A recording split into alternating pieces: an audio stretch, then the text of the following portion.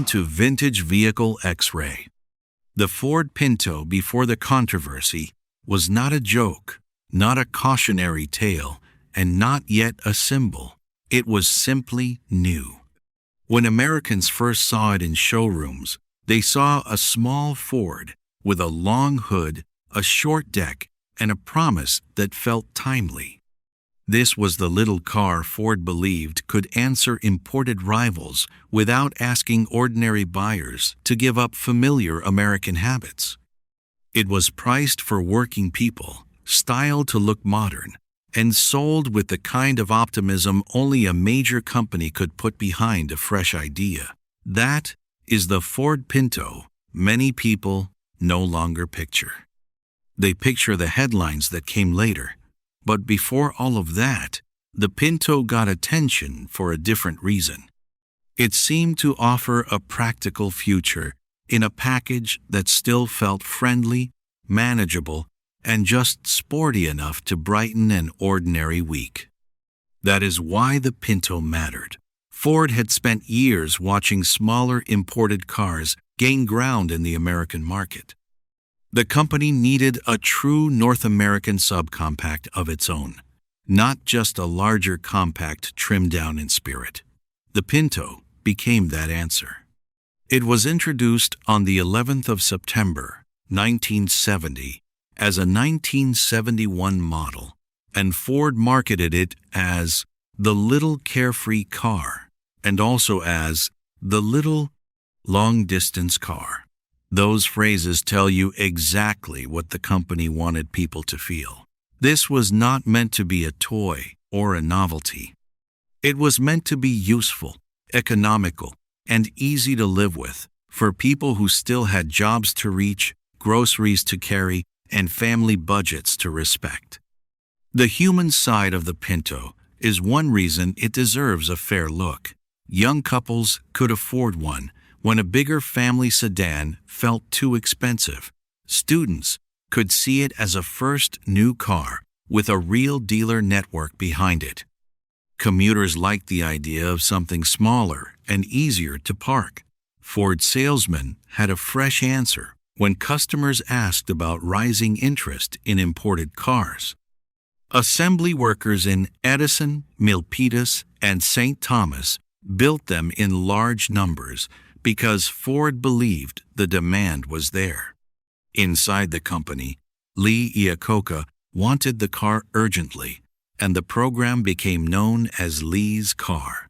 That tells you how closely the project was tied to real human pressure. From boardrooms to factory floors to families trying to buy wisely. The Pinto's design helped it feel more appealing than its size alone might suggest. It rode on a 94-inch wheelbase and measured about 163 inches long, which made it truly compact. Yet Ford gave it proportions that looked a little sportier than plain economy might require. The hood was long for a small car. The deck was short.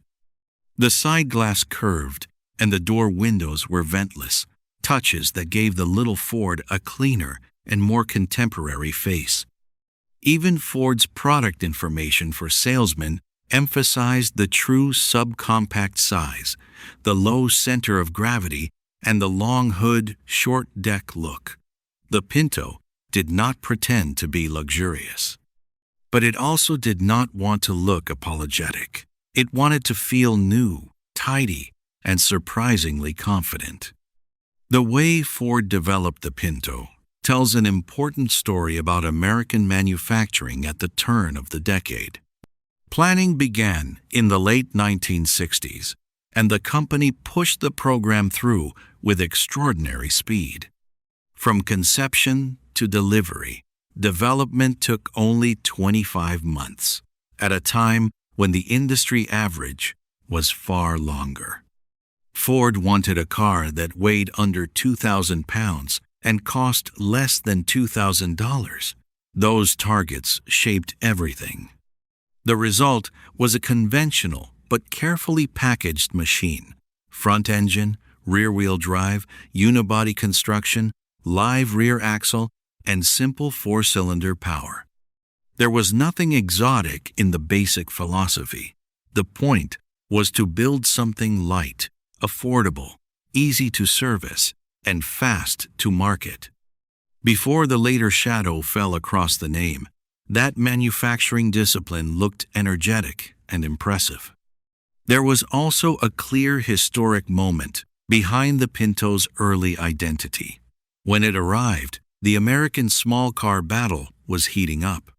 The AMC Gremlin had already appeared, and the Chevrolet Vega was introduced the day before the Pinto. Ford knew it was entering a real contest. That made the Pinto important from the start. It was not an afterthought. It was Ford stepping into a new market segment with serious intent.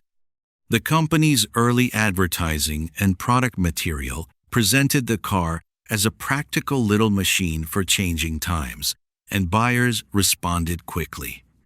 By January of 1971, more than 100,000 Pintos had already been sold. That tells us the car answered a real appetite, not just a theory from management. In daily life, the Pinto made sense to a great many people.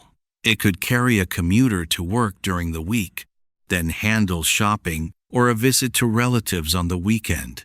It fit apartment parking lots more easily than the broad American sedans of the period.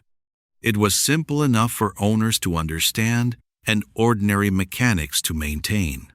Ford's own materials talked about durability, reliability, serviceability, and fuel economy of over 25 miles per gallon.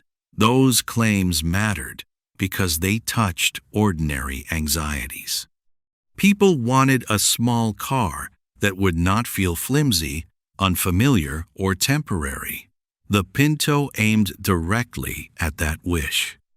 Before controversy attached itself to the name, the Pinto's strongest quality was not drama, it was usefulness. And usefulness often earns a deeper kind of loyalty than excitement alone. Inside, the little Ford tried hard to feel more welcoming than bare-bones transportation. Ford sales information highlighted high-back, slim-line front bucket seats, a full-width rear bench, all vinyl upholstery, a two-pod instrument cluster, a glove box, and seating for 4 passengers. The floor-mounted transmission controls made the car feel a little more modern and youthful, and there were options such as air conditioning, a fold-down rear seat, a consolette with electric clock, tinted glass, and a luxury decor group. That mattered because people do not remember cars only from the outside. They remember the seat shape, the smell of vinyl, the feel of the wheel, and the first moment they sat in something that seemed smaller than usual but still complete. The Pinto's cabin was modest, yet it tried to reassure buyers that economy did not have to feel bleak. The specifications were honest and easy to understand. The standard engine in the early Pinto was a 1,600 cubic centimeter 4-cylinder rated at 75 horsepower, with an optional 2-liter engine rated at 100 horsepower. Ford paired the car with a standard 4-speed manual transmission, rack and pinion steering, and a tight 31.5-foot turning circle. These were not glamorous figures, but they suited the purpose. The Pinto was meant to be easy to drive, easy to place on the road, and easy to own. In a country still adjusting to the idea of domestic subcompacts, that counted for a great deal. There was another reason the early Pinto connected with people. Ford did not leave it standing still. The first cars arrived as 2-door sedans, but the runabout hatchback followed in early 1971 and gave the little Ford a more flexible, more youthful image. That version mattered because it made the Pinto feel less like a stripped economy answer and more like a car that could adapt to changing American habits. A fold-down rear seat turned a footprint into useful cargo room. Young owners could haul luggage, shopping bags, a stroller, or the small pieces of ordinary life that rarely appear in advertisements but shape loyalty. Ford understood that practicality could be as persuasive as horsepower. In many ways, the Pinto runabout was a sign of where motoring was heading. It is worth remembering that many early owners did not judge the Pinto against fantasy, they judged it against what else they could buy. A domestic sedan cost more to purchase, fed on more fuel, and asked for more parking space. Some imported rivals were admired, but their dealer networks could feel thin in many American towns. The Pinto sat in the middle of those realities. It looked American, felt familiar, and promised simpler ownership than many buyers feared from a small car. That balance is easy to miss when history gets flattened into one late chapter. Before the controversy, the Pinto was not famous for scandal. It was famous for arriving at the right time with a shape, a price, and a purpose people could understand. Compared with the Chevrolet Vega, the Pinto looked a little more conventional and perhaps a little more reassuring. Compared with imported cars such as the Toyota Corolla or Datsun small sedans, it offered the familiarity of a Ford badge, domestic dealer support, and a layout many American drivers already understood. It also stood apart from bigger Ford products by asking for less space, less fuel, and less money. That middle position gave it real appeal. The Pinto was not exotic and not grand. It was Ford's attempt to make small car ownership feel ordinary, respectable, and even mildly stylish. That was smart. Many people do not want a car that announces a lifestyle. They want a car that fits their life without demanding too much explanation. The engine story is only a short part of this. The Pinto's early four-cylinder engines were there to keep the car light, thrifty, and affordable. In simple terms, they did not give the little Ford glamour. They gave it purpose. The power came in a sensible, workmanlike way, enough to move a light car through town and onto the highway without pretending to be a performance machine. For the people who bought Pintos early, that was usually enough. The car's appeal was never mainly about engine bragging. It was about access.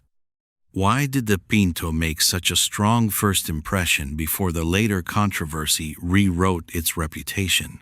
Because it felt timely. It answered a visible shift in the market.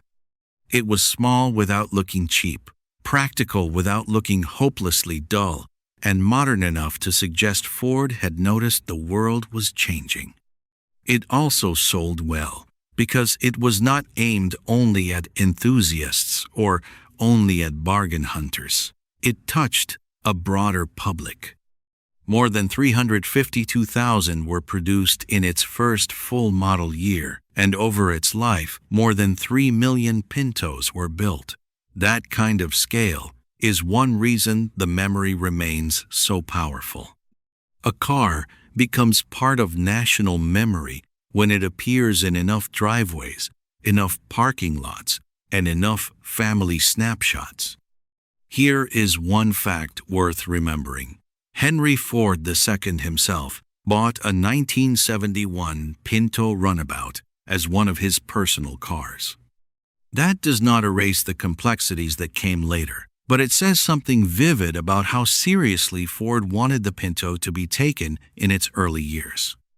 There is also an emotional truth here. Before the controversy, the Pinto represented a small step into a different American future.